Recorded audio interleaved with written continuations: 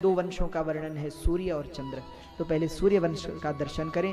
सूर्य वंश में पहले भगवान नारायण, नारायण के ब्रह्मा, ब्रह्मा के मरीचि, मरीचि के कश्यप, कश्यप के वैवस्वान, वैवस्वान के वैवस्वत, वैवस्वत जिनका एक नाम श्राद्धदेव मनु था, उनकी एक कन्या हुई जिसका नाम था इला। उनके ही 10 पुत्र हुए, इक्ष्वाकु, नृग, सरियाति, धृष्ट धृष्ट करुष्कान, नरिष्यंतम, प्रशद्रम च, नभगम च, कविम विभु। इनके पुत्र हुए एक, उनका नाम था नभग, नभग के हुए नाभाग, नाभाग के हुए अम्बरीश। कहते महाराज श्राद्धदेव मनु के ही एक पुत्र थे धृष्ट, जिनसे धार्ष्ट नाम की क्षत्रिय जाति प्रकट हुई। इनके ही एक पुत्र थे करुष, जिनसे कारुष नाम की क्षत्रिय जाति प्रकट हुई।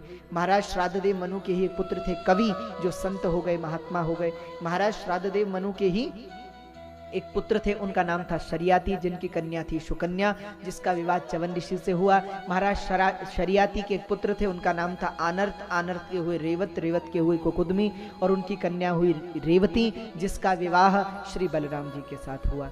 यहाँ श्राद्धदेव महाराज के ही एक पुत्र हुए जिनका नाम था इक्ष्वाकु। उनके 3 पुत्र हुए, विकुक्षी, निमि और दंडक। दंडक का नाश हुआ, जो निमि हुए उनसे जनक वंश का स्थापन हुआ। एक पुत्र हुए विकुक्षी, इनके ही वंश में आगे चल करके युवनाश्व हुए, युवनाश्व के मानधाता हुए। इसी वंश में आगे चलकर त्रिशंकु हुए, त्रिशंकु के हरिश्चंद्र, हरिश्चंद्र के रोहित। इसी वंश में आगे चलकर सगर हुए, महाराज बाहुक हुए, बाहुक के यहाँ सगर हुए, और सगर के यहाँ इनके ही वंश में दिलीप, असमंजस और भगीरथ महाराज का प्रागट्य हुआ, जो भागीरथी भगवती गंगा को इस धरा पर लेकर के आए। जिन भगवती गंगा ने अनेक अनेक जीव और जनमानस का कल्याण किया, ऐसी भगवती गंगा। इसी वंश में आगे चलकर खटवांग हुए, खटवांग के दिरबाहु, दिरबाहु के रघु, रघु के अज, अज के पृथुश्रवा, अज के।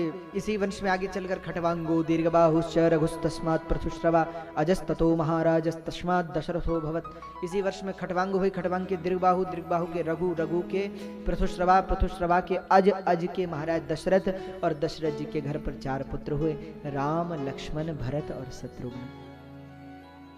एक ही, वैसे तो 2 अध्यायों में मानस की कथा है, पर विशिष्टतया एक ही श्लोक में सुखदेव जी कहते हैं, राजन गुरुवरधे त्यक्त राज्यो व्यचरदनुवनं पद्मपद्भ्यां प्रियाया बाणस्पर्शा क्षमाभ्यां मृजति पतरुजो यो हरीन्द्रानुजाभ्यां वैरूप्या छूर्फणक्या इति प्रियविरहरुषा रोबिदो भ्रुविजृम्भ त्रस्ताब्धिर्बद्ध सेतु खलदवदहन कौशलेन्द्रोवतान्न।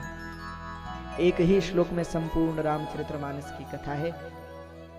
तो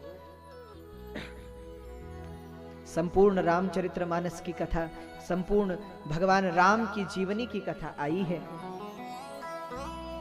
राम जी के चरित्र को सुनाया है श्री शुकाचार्य ने परीक्षित जी को। इसके बाद राम जी के आगे लवकुश इत्यादि पुत्र हुए, उनका वर्णन। अच्छा, राम जी तो जब अयोध्या में प्रकट होते हैं तो चारों ओर जय जयकार होती है। तो अयोध्या में भगवान के प्रागट्य, और इसी सूर्यवंश के अंत में सुमति नाम के राजा पर सूर्यवंश समाप्त हो गया। ऐसी